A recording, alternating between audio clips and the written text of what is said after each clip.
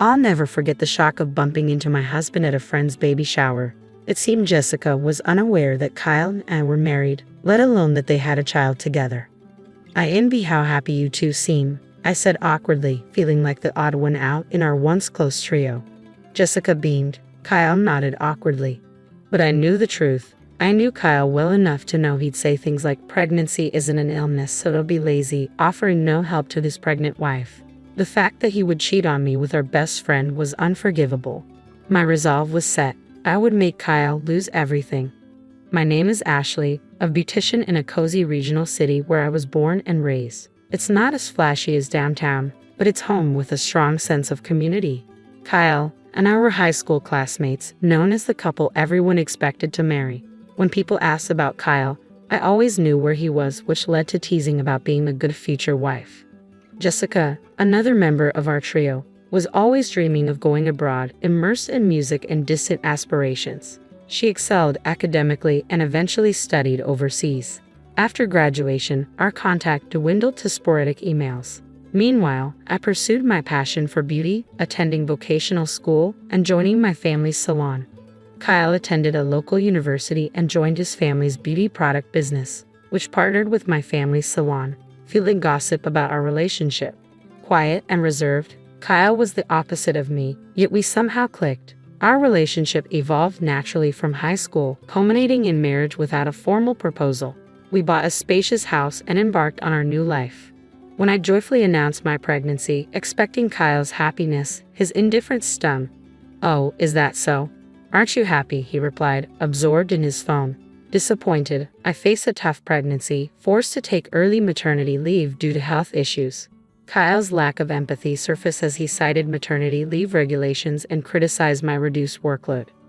"Pregnancy isn't an illness," he'd say callously, expecting me to maintain household chores despite my health challenges. Raised in a household where men didn't do housework, Kyle was clueless about domestic tasks, adding to my frustration. His disregard for my needs and his insensitive remarks about my pregnancy drove a wedge between us. As I navigated these challenges, Kyle's attitude worsened, leaving me feeling isolated and resentful. His habit of belittling me and prioritizing his comfort over my well-being pushed me to a breaking point. I attempted to excuse myself, saying I needed to use the bathroom, but he snapped, "I'm not done talking yet." During his lengthy lecture, I'd barely made it to the bathroom in time. From behind me, I could hear Kyle's mocking comment, "That's so uncool." When we first married, I found Kyle's calm demeanor appealing. But since becoming pregnant, everything seemed to backfire. Instead of supporting me, he compared me to various cases he read about online. That celebrity returned to work immediately after giving birth and looked perfect. "You'll be the same, right?" "I don't know. Don't compare me so easily to such incredible people. We're both human," I replied, feeling the weight of Kyle's high expectations. He easily believed dubious information from the internet, turning our conversations into unpleasant arguments. Around the same time I got pregnant, Kyle started spending less time at home. Arguments like these were part of the reason, but he also began going out at night and on weekends, claiming it was for work. This new behavior was unlike our previous life together and far from the involved father figure society now expects. One night, when Kyle came home late, I decided to confront him. "You've been busy with work recently, haven't you?" "I'm trying to attract new clients." "It's none of your business," he retorted sharply. "But Kyle, have you been drinking? This isn't like you." "This is part of my job now. Stop nagging," he replied loudly enough that the neighbors could probably hear. I could smell alcohol on his breath, a stark contrast to how he had been before. "You never had to drink for work before. What's going on? You wouldn't understand. Basically, you are." His words trailed off into another round of sarcastic remarks, leaving me frustrated and uncertain about our future. "I work hard every day, and all you do is lay around at home. This doesn't make working worthwhile," Kyle accused, his voice filled with frustration. "I'm not just lazing around. I'm quite busy preparing for the birth." I defended myself, struggling to hold back tears. "That's no excuse to neglect housework. You hardly put on makeup anymore. It's like you're giving up on being a woman just because you're pregnant," he continued, his words cutting deep. Holding back tears that threatened to spill, I turned to put Kyle's bag back on the shelf. As I did, a small object fell to the floor with a clink. "What's this?" I asked, picking up the wireless earbuds casually and examining them.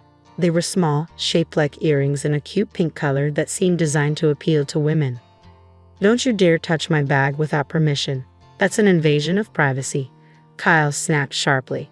"It's not unusual for me to do this, but Kyle, you don't usually use earbuds. Are these someone else's? We should probably return them," I suggested calmly. "That's for me to worry about. Just focus on your housework. Why can't you even get that right?" Kyle's reaction was unexpectedly intense for simply pointing out a lost item. As I opened my mouth to speak further, I felt a dull impact on my stomach. Kyle had kicked me. "Don't forget that you're being supported by me. If you keep interfering, I'll have to reconsider things," he threatened before storming off to his room. Confused and hurt, I couldn't comprehend what had just happened. Tears finally escaped as I stood there, feeling alone and unsure about our future. I sat on the floor, stunned, replaying the recent events in my mind. It didn't make sense why I deserved to be kicked. Kyle's reaction was incomprehensible to me.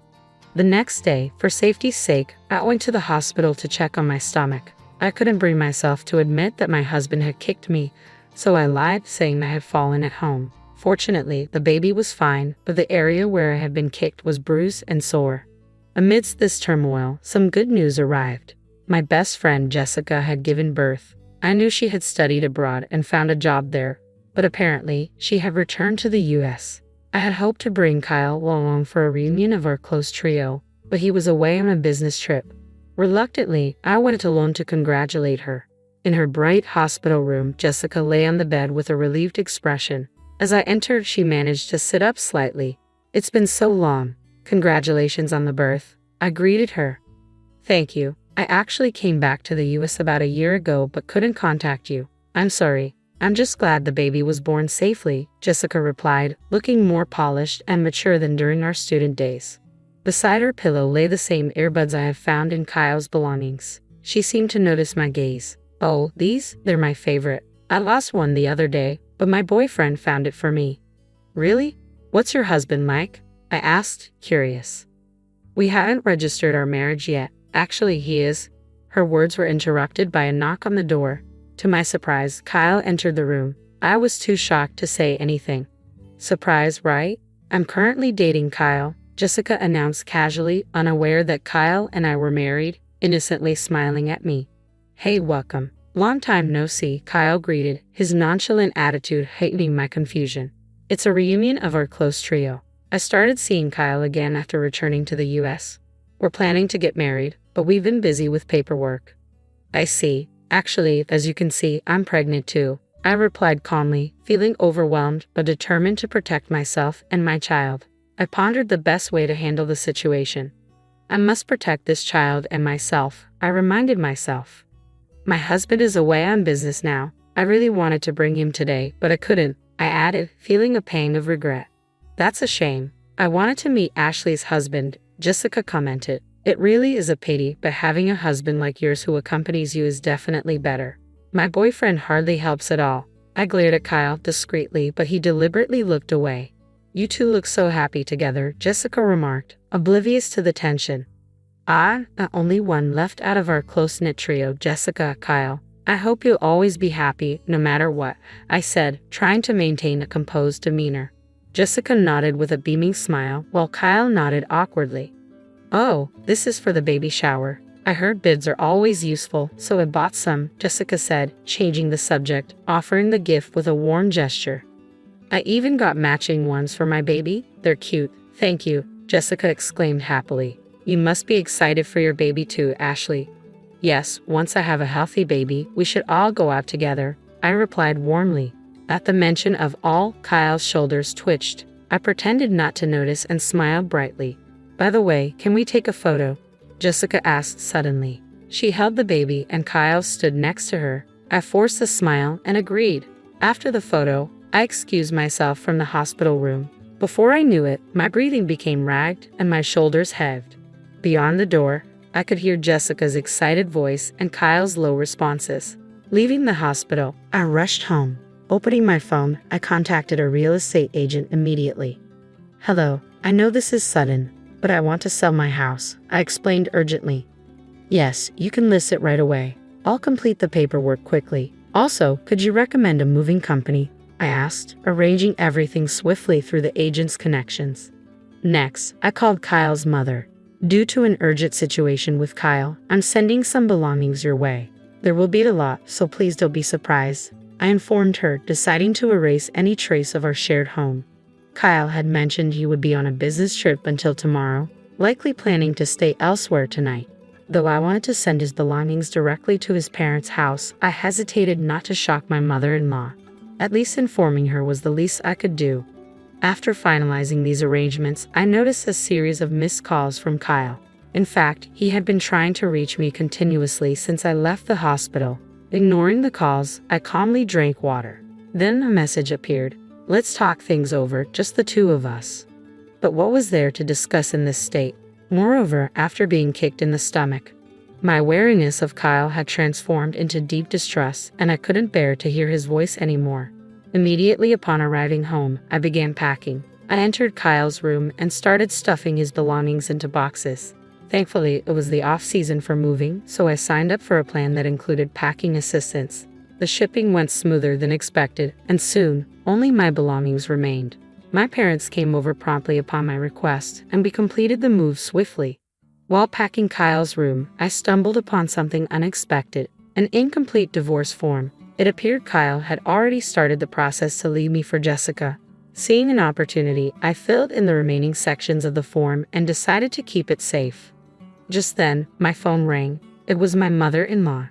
Ashley, I knew some belongings were coming, but I didn't expect so many. What happened? She asked anxiously. Actually, Kyle has been having an affair. Do you remember Jessica from high school? It seems he had a child with her, I revealed, sensing her shock on the other end of the line. While I sympathized with her, I continued, unfortunately, I have evidence. I sent her the photo I had taken in the hospital room showing Jessica with the baby, with Kyle standing beside them. I don't want to believe it, but it's true. I don't want to believe it either, but it's the truth.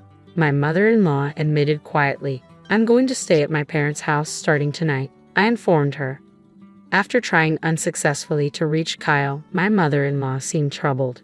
She asked if I knew his whereabouts. Unable to contain my emotions, I blurted out, he's no longer family to me.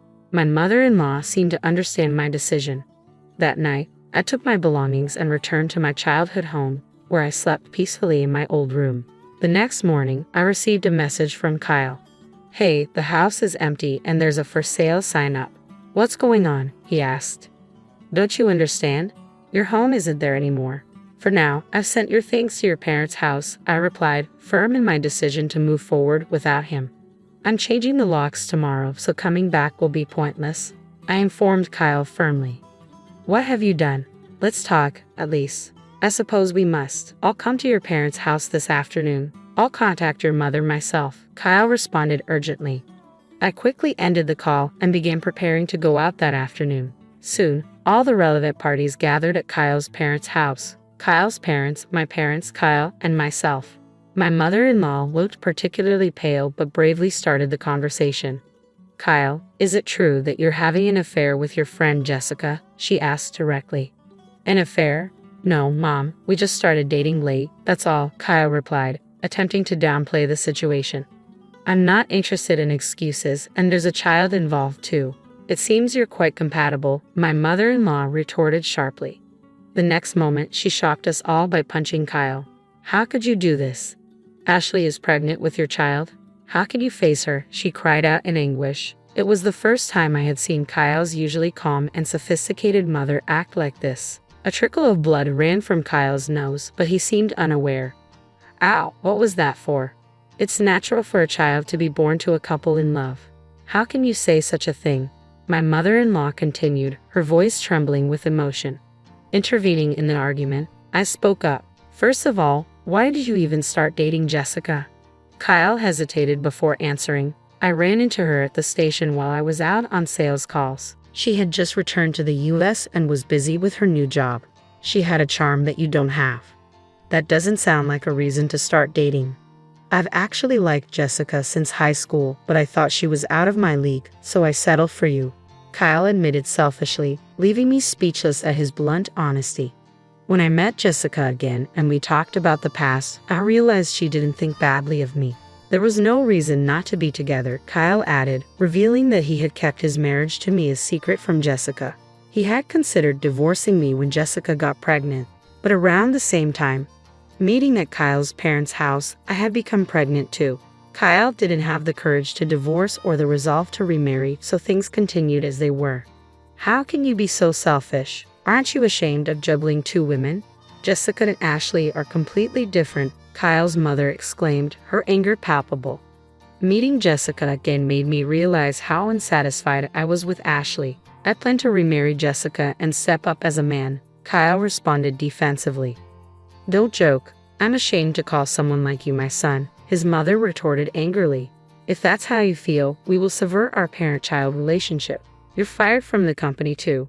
From now on, live on your own. I don't care. I wondered silently. Kyle had always worked in our small family business. Would he be able to handle a different job? You don't understand anything. The only reason you could work until now was thanks to Ashley's beauty salon, his mother accused. Ashley's salon? That small country shop didn't have much to do with my performance, Kyle argued defensively. The only reason you managed to get any results was because Ashley's salon was promoting our products, you ungrateful person. His father interjected, his disappointment evident. They had been silently listening to the conversation until now. They declared regretfully that they would stop doing business with Kyle's company. It can't be helped. I'll start a new business. I'm still young, and if I study, I can do anything. Jessica will return to work soon after giving birth, so our new life will be secure, Kyle muttered into his smartphone. So he says. Suddenly Jessica's voice loudly exclaimed over the speaker. I had been connected to Jessica via a video call from the beginning of the meeting. Are you stupid? If I had known you were married to Ashley, I would never have dated you. I can't believe I ended up betraying Ashley too. Jessica continued, her disappointment and frustration evident. Your lack of foresight in this conversation is astonishing. Frankly, you have no talent as a business person, Jessica concluded, her tone cutting and final. I contacted Ashley and decided to join the discussion. I'm glad I listened in. I never want to see you again. Wait, don't leave me. Why should I stay with someone as awful as you? Kyle pleaded desperately. I'll raise the baby on my own, but I'll be taking child support, Jessica declared firmly. Kyle seemed to realize there was no convincing her. He turned to me, his face stained with dried blood, and begged, Ashley, I was wrong. Forget everything and let's raise our child together. I refuse to continue a marriage with such a scoundrel. I can't forget the terrible things you've done, I replied coldly, recalling the shock of seeing Kyle in Jessica's hospital room. Don't be so stubborn. Aren't you supposed to be the kind one? Kyle looked at me desperately. Shaking my head slowly, I said, it's too convenient for you to come back to me just because things didn't work out with Jessica. But you'll have trouble raising the child on your own, won't you? I have a profession, and a father like you is more of a hindrance than a help. I'm not foolish enough to cling to a useless man.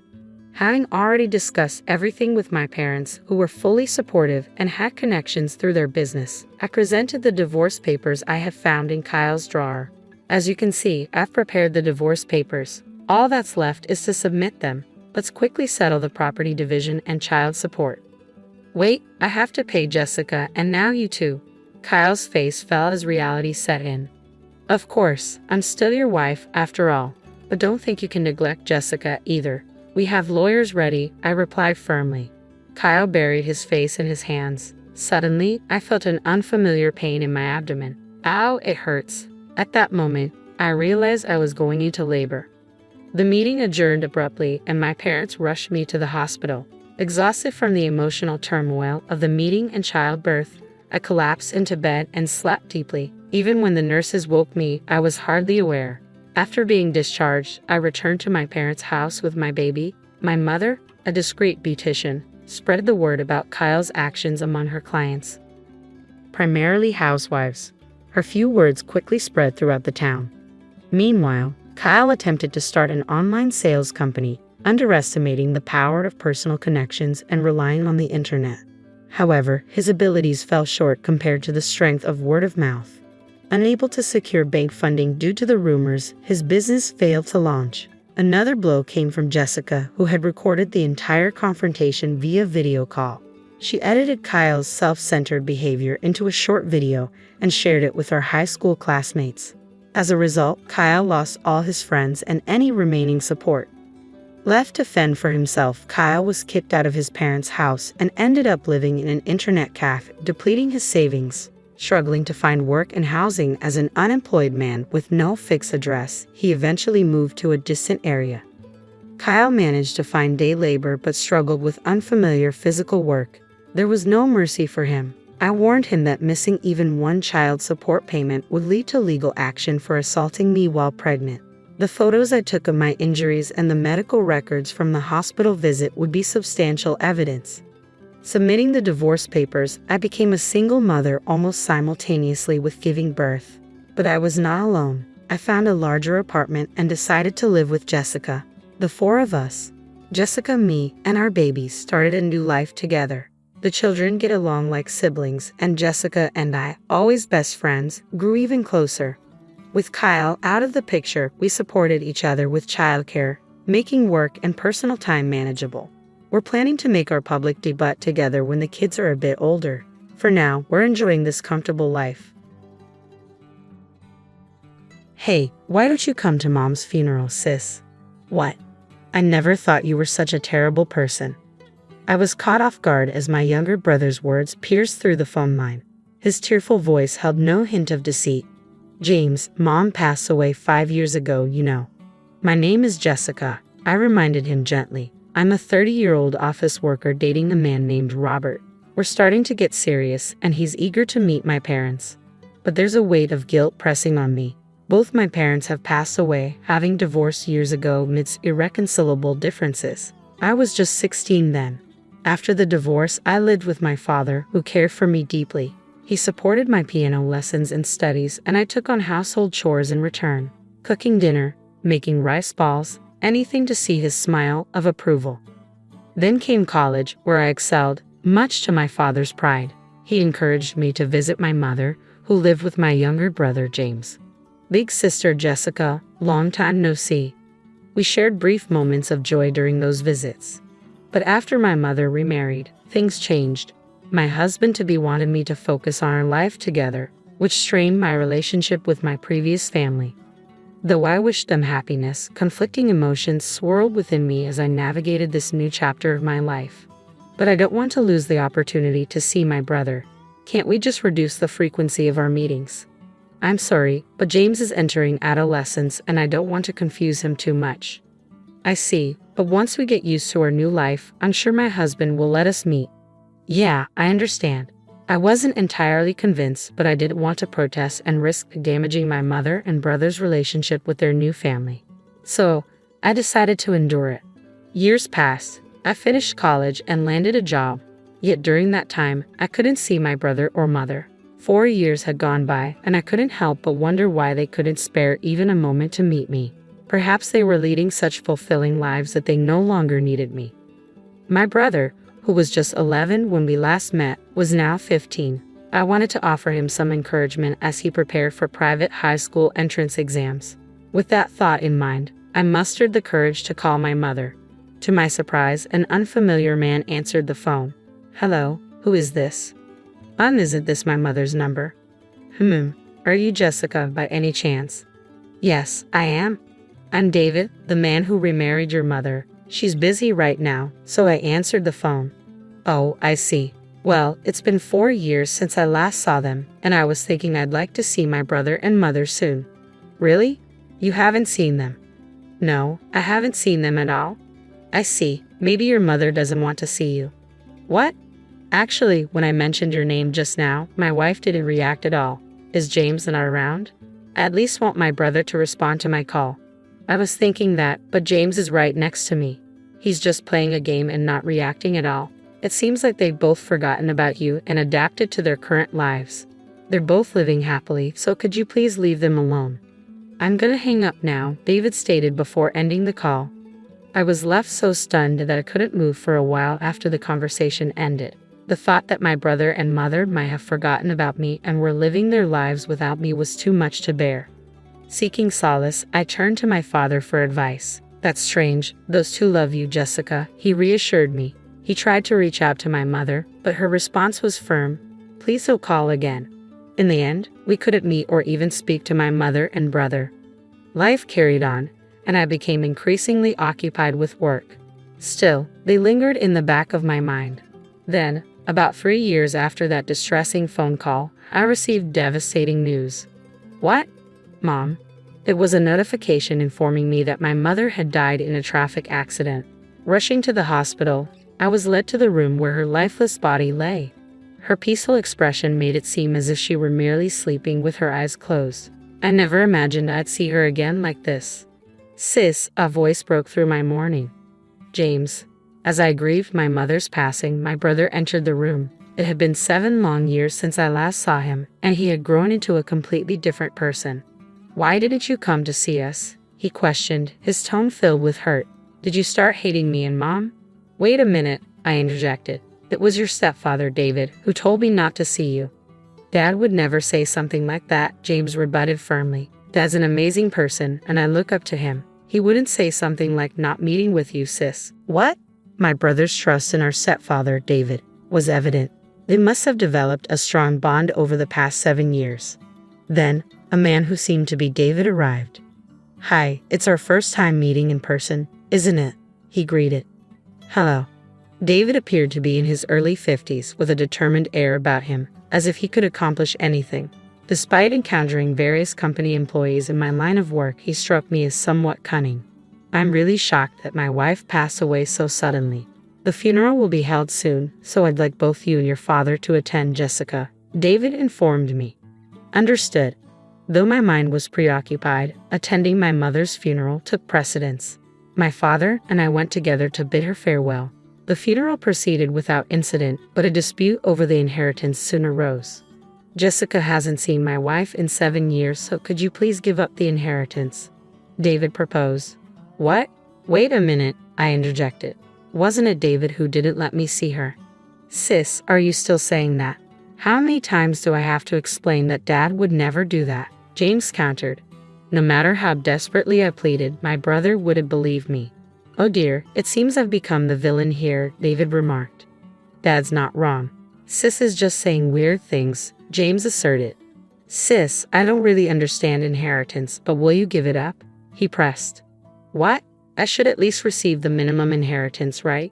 What would Mom think if she saw you being so greedy about money?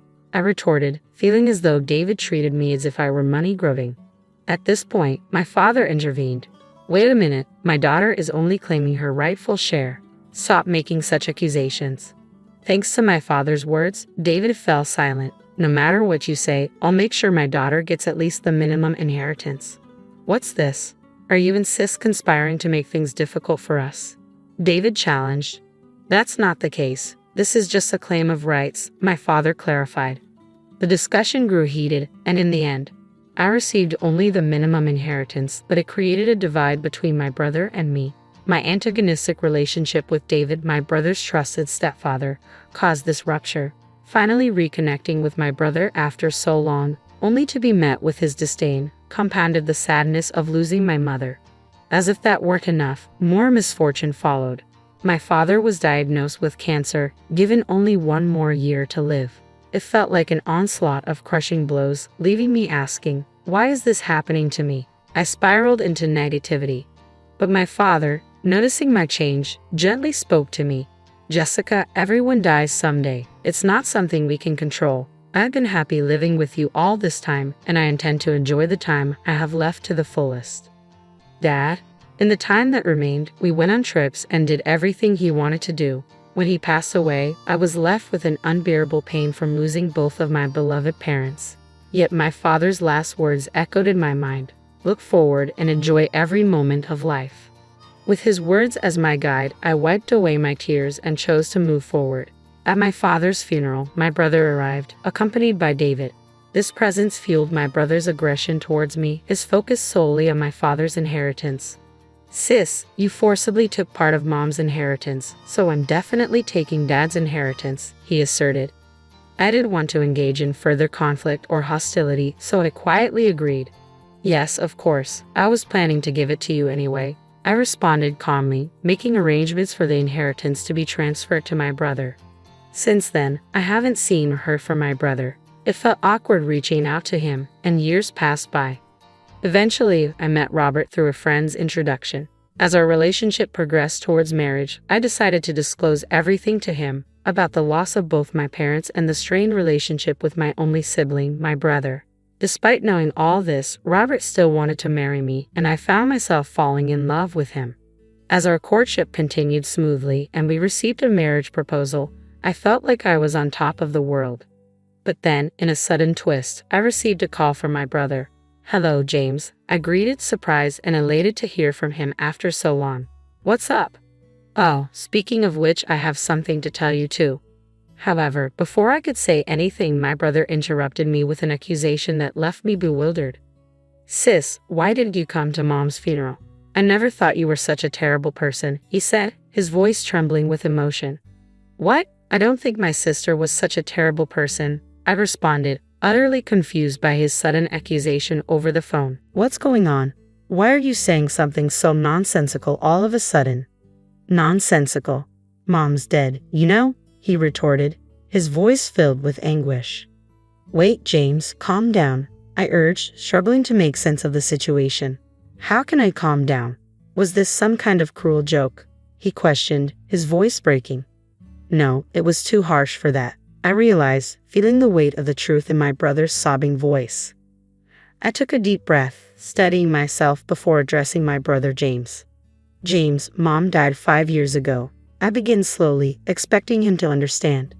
But his response shocked me to the core. "What are you talking about? Mom didn't die back then." "What? What are you saying? You saw Mom's body too, didn't you? We even had the funeral," I countered, confusion clouding my thoughts. His insistence only added to my bewilderment. No, Mom was alive. I lived with her for about 3 years after that." "What? What do you mean?" James's voice trembled with disbelief. "So, I was living with Mom," I tried to explain, struggling to grasp the situation myself. "It's best to go along with the story at times like this," I reasoned, trying to make sense of the apparent disconnect. "Yes, but they said she would die soon without an offering. I gave all the money I earned as an offering," James confessed, his voice heavy with regret. Suddenly, it dawned on me that my brother had been deceived. "What?" At that moment, I realized that my brother had been deceived, but the offering wasn't enough, and Mom died. "James, can you introduce me to the person you've been making offerings to?" I asked urgently, wanting to understand the full extent of the deception. "Of course, you should be saved too, sis," he responded earnestly, leading me to the person who had supposedly rescued Mom. Later, as we entered the office building where counseling was conducted, I felt a sense of unease. "Teacher," my brother called out as we stepped into the private office. And there, to my astonishment, was David. "Wait a minute, you're the one who remarried my mother and became James's stepfather, right? Why is James calling you teacher?" I demanded, my confusion growing. "James and I have a patient-teacher relationship," David explained calmly, though his presence only fueled my suspicion. "What? No, you live with James, right? James even called you Dad," I protested, struggling to comprehend the situation. "Sis, what are you talking about?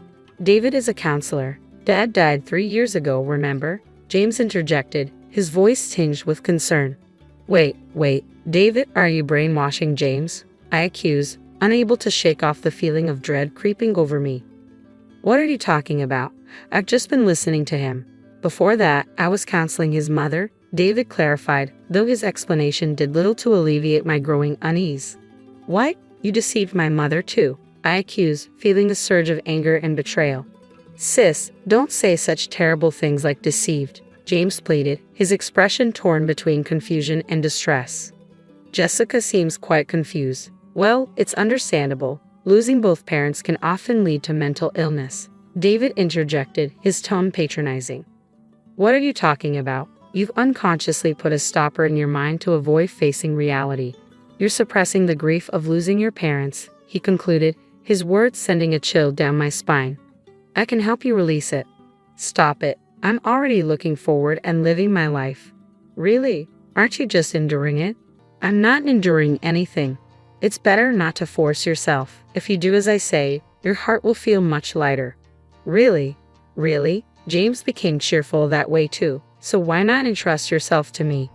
Yes, please. Good girl. Now, sit here and think about your mom and dad. When I place my hands on your head, the sad feelings will magically disappear. How about it? Do you feel lighter? No, I don't feel any lighter. I see. Maybe it's because the offering is 0, so there is not enough power. What? If you really want to get better, you have to make a lot of offerings. Is that so? Yeah, so let's start with an offering of $1,000. $1,000?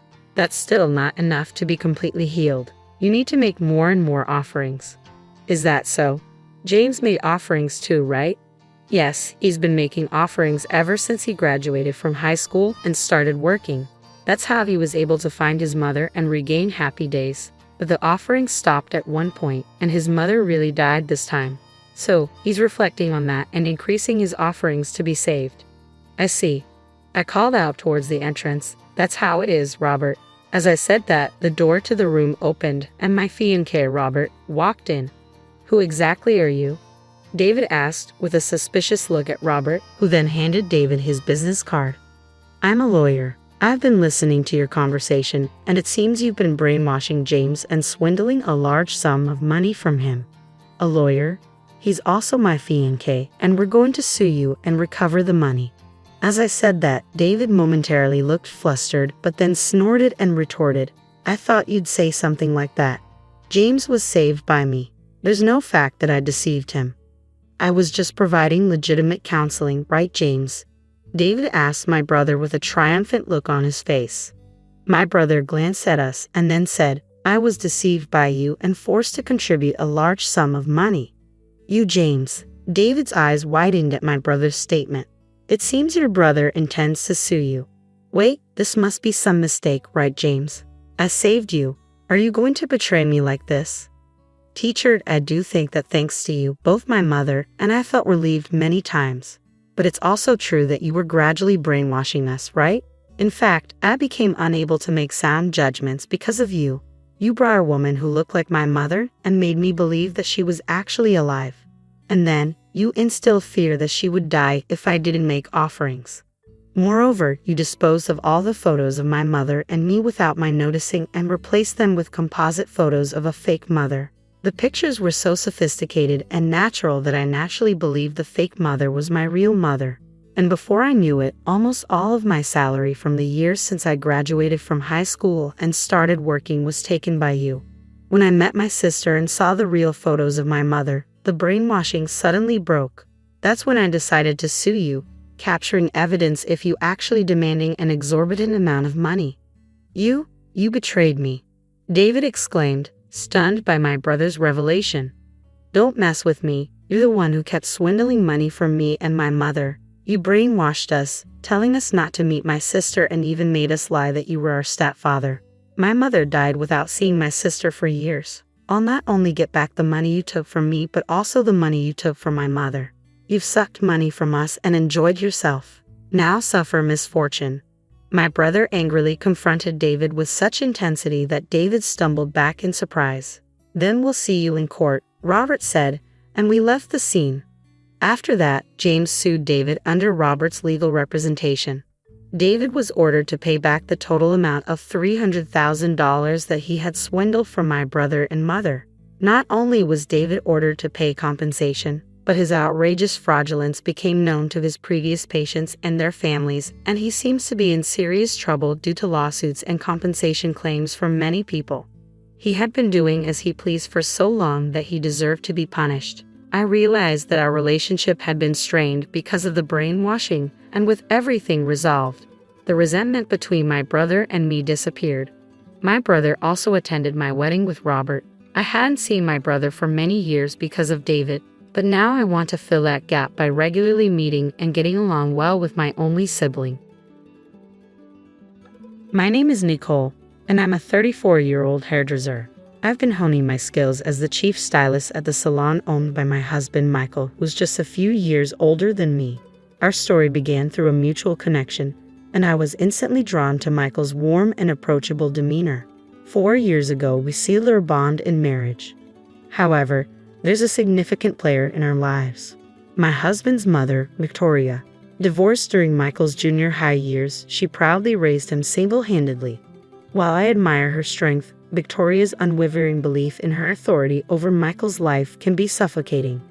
When we tied the knot, she insisted on asserting her opinions on everything from the wedding arrangements to our choice of honeymoon destination and even the decor of our new home.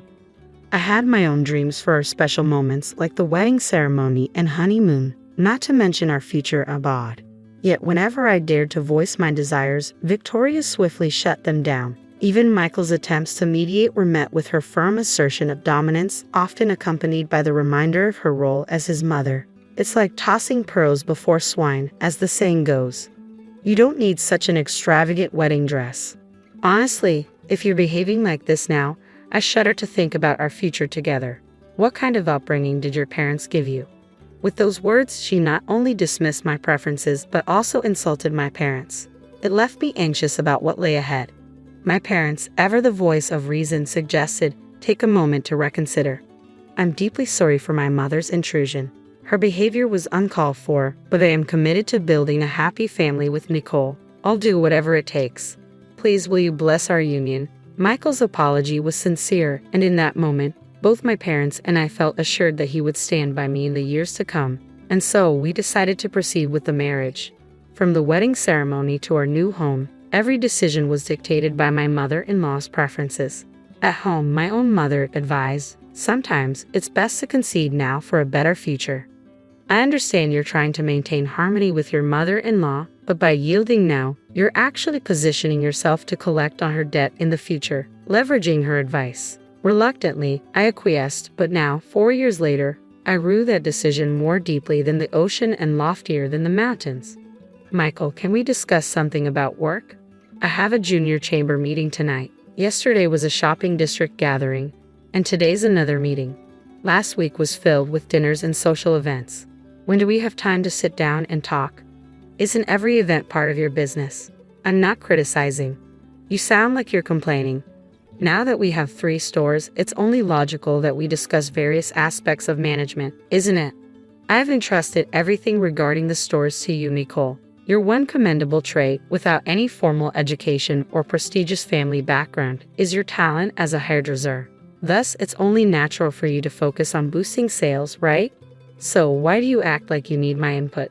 Doesn't that seem odd? Here we go again. 4 years have passed since we launched our hair salon business from scratch.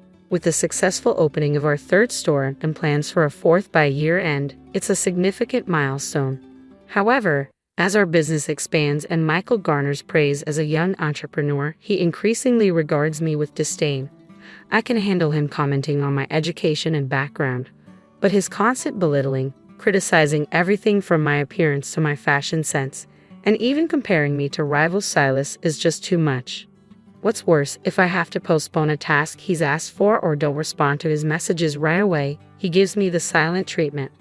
During these times, he stays out late, disregards the meals I've prepared, and ostentatiously opts for takeout or convenience store sandwiches and coffee. He spends more time at his mother's place, even taking baths there.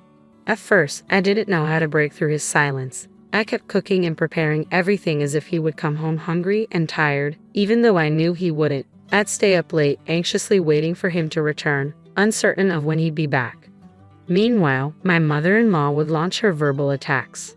I always knew you weren't good enough for Michael, but I never imagined you'd be this incompetent. Why is he ignoring me? What have you done? Do you really have no idea? It's unbelievable. Are you mad at me for something I did? If Michael told you something, please tell me. It's pointless to talk to someone who's clueless about their own flaws, isn't it? With a laugh, she leaves me without an answer, after enduring his silent treatment for a while, just when I'm about to lose my patience. I'm home. Oh, I'm starving. What's on the menu tonight? He strolls in casually, as if nothing had happened earlier. I'm relieved he's speaking to me, but deep down, I dread being ignored again. Unconsciously, I find myself bending over backward to please Michael, catering to his every mood.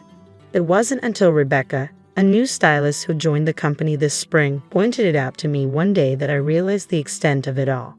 That particular day, Michael was, as usual, ignoring me, skipping meals and remaining silent. Not wanting the food I had prepared to go to waste, I packed his leftovers into a lunchbox and brought it to the store.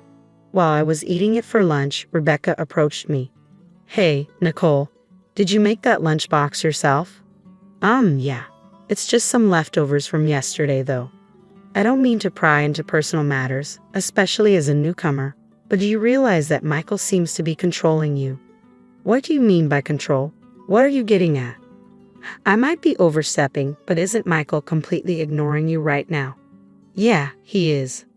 I had a feeling something was off. I noticed him chatting and laughing with everyone else in the staff room but completely ignoring you.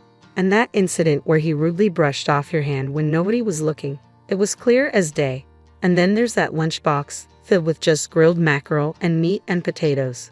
It's obvious you just packed last night's dinner leftovers, right? It's a far cry from your usual colorful, well-balanced lunches. After Rebecca's observations, memories of my mother's similar experiences flooded back. She went through the same ordeal before divorcing my biological father. Hearing Rebecca's story, I learned that her parents split during her freshman year of high school, with her father often subjecting her mother to the same silent treatment as Michael. It all began with trivial things, gradually escalating until it seemed like a switch had been flipped and he completely shut her out. My mother endured countless tears. I see. In time, she began seeking my father's approval in everything, her once bright smile turning submissive. It was agonizing to witness. Rebecca explained that Michael's silent treatment was a tactic to control me, leaving me worried and insecure while he maintained a position of dominance, smirking all the while. Think about it. In a healthy relationship, if your partner is upset, you'd be concerned and hurt too. But people like Michael, they actually relish in seeing their partner distressed and vulnerable. It's sickening. After Rebecca's candid insight, I found myself losing the urge to panic as I once did, even amidst Michael's moodiness and his habit of ignoring me or my mother-in-law's persistent prodding. Instead, viewing the situation through that lens, I began to see only Michael's immaturity, his overwhelming self-centeredness, and my mother-in-law's unrelenting malice, with no attempts to rein him in. But it seemed they didn't appreciate my newfound perspective. The chilling silence from both Michael and my mother-in-law gradually became routine. He scarcely came home anymore, and when he did, he'd seclude himself in his room. He stopped appearing at both the store and the company, leaving me to handle everything alone. Then, on a day like any other, a rare day off for the store, I decided to thoroughly clean our house for the first time in ages. Usually I relied on the Roomba and Brava, but with the pleasant weather, I figured I'd tackle every nook and cranny for a change. Lost in thought, I began wiping the windows while my favorite music played from my smartphone. That's when Michael and my mother-in-law silently entered the house, unlocking the door with a click as they settled onto the living room sofa. As my husband and mother-in-law sat there, I decided to quickly brew some tea. "What an inconsiderate wife you are. But can't we bid farewell to this type of wife soon? It'll be a breath of fresh air." That's what they remarked as I reluctantly prepared the tea and set it on the sofa table, feeling bewildered. "You see, Michael is expecting a child now, so it's time for you to step aside and make a swift exit. We'll give you a grace period of about 2 weeks to vacate this apartment. And naturally, you'll need to resign from your job as well, without any severance pay, of course." That's what they declared. Michael is having a child? Does that mean he's been unfaithful? And I'm being asked to leave. I'm losing my job with no severance pay either. Though we were in a silent standoff as a couple, my mind raced with questions upon hearing this sudden news, struggling to process it all. "The next wife will be quite different from you. She hails from a wealthy family, graduated from a prestigious women's college, and then trained in the beauty capital, Paris. You simply can't compete with her, so it's best to accept it now." "Ha! She's 3 months pregnant, and I'm eager to provide her with security as my wife soon. Indeed, I'm looking forward to it. Without a doubt, a wonderful child will be born." They uttered whatever they please. "So, if she's 3 months pregnant, does that mean the child is a product of infidelity?" "Yeah, and?" Emily and I just met in the wrong order. We were truly connected by the red thread of fate. "So, you want me to leave because you want to marry your supposed soulmate now?" That's been the gist of it. You're a bit slow on the uptake. As I watched Michael and my mother-in-law's nonchalant demeanor, a headache began to throb at my temples. Finally, I mustered the strength to request some time alone to contemplate, asking them to leave.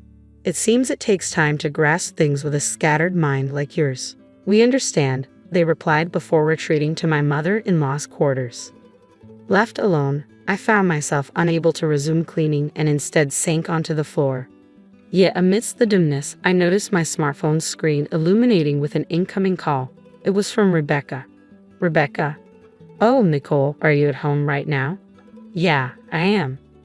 With my brief response, Rebecca announced she was on her way over and promptly ended the call. About half an hour later, Rebecca arrived, her hands full with bulging eco bags. Sorry for barging in. I grabbed some random food and drinks for us, she announced cheerfully. After excusing herself to wash her hands, she swiftly arranged the deli food she brought onto the table. She fetched glasses from the kitchen, poured some craft beer, her newfound favorite, and declared, "Let's dig in before it gets cold," while handing me a spoon. Following her lead, I began to eat, savoring the fluffy omelette rice that filled my mouth. Tasty, isn't it? This place makes fantastic omelette rice, she remarked with a bright smile. I've brought a variety of things, so please take your time and enjoy them. It dawned on me that I had only had coffee and bread for breakfast, hardly constituting a proper meal. Despite being emotionally numb until then, hunger gnawed at me. It was a realization that struck me for the first time. We ate in silence for a while, and as we began to sip our beer, Rebecca brought up the safety group email from the boss, mentioning my departure from the store at the end of the month. I confided in her about my mother-in-law and Michael's demand for a divorce, followed by my decision to resign from the store. Rebecca fell silent for a moment upon hearing my response, but then she looked me straight in the eyes and asked, "What do you want, Nicole? I mean, what do you truly desire? Not what they dictate you should do. It's your life, Nicole. You're the one who decides which path to take. You should steer towards what you want." Those words from Rebecca brought an unexpected clarity to my heart. Let's get a divorce. There's not a single reason why I should remain with Michael and his family. I want a divorce. I want to start afresh, I replied resolutely. Michael had given me a 10-day grace period, but once I set my plans in motion, everything proceeded smoothly. With few personal belongings, I swiftly packed them into boxes provided by the moving company. I entrusted Rebecca with handling my belongings at the store, preferring not to face Michael until everything was settled. Simultaneously, I engaged a lawyer recommended by an acquaintance to draft documents demanding alimony and property division from Michael. After several property viewings, I signed a contract for a new place. Once the move was complete, I had the lawyer send documents to my mother-in-law. Shortly after the letter arrived, my inbox flooded with line messages and emails from both my mother-in-law and Michael. Deciding to address matters formally, I proposed a meeting at the lawyer's office. As I waited at the lawyer's office, my mother-in-law, Michael, and a young woman entered, all wearing smug smiles. When the lawyer inquired about the woman's identity, my mother-in-law spoke up, introducing her as Emily, who would soon become Michael's wife after our divorce. They appeared delighted. Unfazed, I simply asked if they would agree to our demands. Without hesitation, they agreed, viewing it as severance payment. "Consider it compensation for your future," Michael added kindly. They handed over the specified amount in cash, sealed in a bank envelope. I completed my section of the divorce papers, stamped them, and handed them over, bringing the process to an end. As we parted ways, I made it clear that I would not assist them in any way in the future, no matter what happened. "So, this is your last desperate plea." Okay, I get it, you're upset. No need for the sarcasm," Emily retorted before they all exited the office, laughing. These days, I'm thriving as a top stylist at a bustling salon in the city center. Rebecca, who's been by my side since last month, is the same Rebecca who helped me see the truth during that crucial moment at the lawyer's office. I wasted no time in finding a new job, leveraging my past accolades and online recognition to secure a position swiftly. Thanks to this, I can live comfortably without relying on the consolation money or property division. Plus, I've started seeing someone I met at a joint training session with the sister store of my current workplace. Each day feels remarkably liberating and stress-free. So, when's the next date? Hey, don't tease your elders. Rebecca stayed on at Michael's salon for a while after I left. Ultimately, I convinced her to quit immediately. My decision was twofold: to safeguard Rebecca's reputation as a newcomer. avoiding any perception of impatience or lack of cooperation, and to shield her from any potential targeting by Michael and his mother, knowing she was still my friend. Reluctantly, Rebecca remained at the salon, and from what she's told me, the aftermath of Michael, his mother, and Emily was akin to a roller coaster drama. Emily strutted into the salon after my divorce, brimming with confidence as the new top stylist and field manager, but her reign was short-lived, lasting only a single day. The male staff member who had previously worked under me turned out to be Emily's classmate. Unaware of this, Emily made a grand entrance at the salon, accompanied by Michael, boasting about her Parisian training. "Wow, Emily, I thought you must be some extraordinary talent since you claim to have returned from Paris. But here you are," Thomas remarked. Thomas, what are you doing here?" Emily asked, taken aback. "I could ask you the same. I'm genuinely surprised. You were always struggling with the written tests, constantly getting reprimanded by the teacher. How did you, Emily, who barely made it through, end up in Paris?" "That's not true, is it?" "Don't make up stories, Thomas," Emily countered defensively. Well, don't you need a French hairstylist license to work in Paris? When did you suddenly become fluent in French like a native speaker?" Thomas persisted. "Well, I studied at university, didn't I?" "University? Wow," Emily replied, somewhat flustered. The Emily who once claimed to struggle with English during elective French conversations at beauty school found her disguise completely unraveling. A heated argument ensued between Emily, Michael, and Emily's mother-in-law, who rushed onto the scene. Things escalated, leading to a call to the police. The ensuing chaos prompted staff members to leave one by one, draining the salon of its vitality. Customers began to trickle away, and soon, the business hit rock bottom. Forced to shut down 2 of their stores, they attempted to salvage what they could at the original location, but it was too little too late. Last month, they were forced to close down completely. That must have been incredibly challenging. It was, but because of that, I was able to present my departure from the company as due to business circumstances, making the job interview process here much smoother. I'm glad we're working together again, but why did you choose this salon? Naturally, it's to learn directly from Nicole's expertise. Got it. I'll make sure to train you thoroughly. Sometime after Rebecca changed jobs, a letter arrived from Michael and his mother, delivered through the lawyer handling our divorce. It seemed they had no other means to reach me after I severed all communication, and even my parents staunchly refused contact. The letter droned on about how they had been duped by Emily, revealing that she wasn't pregnant after all, and that her entire background was fabricated.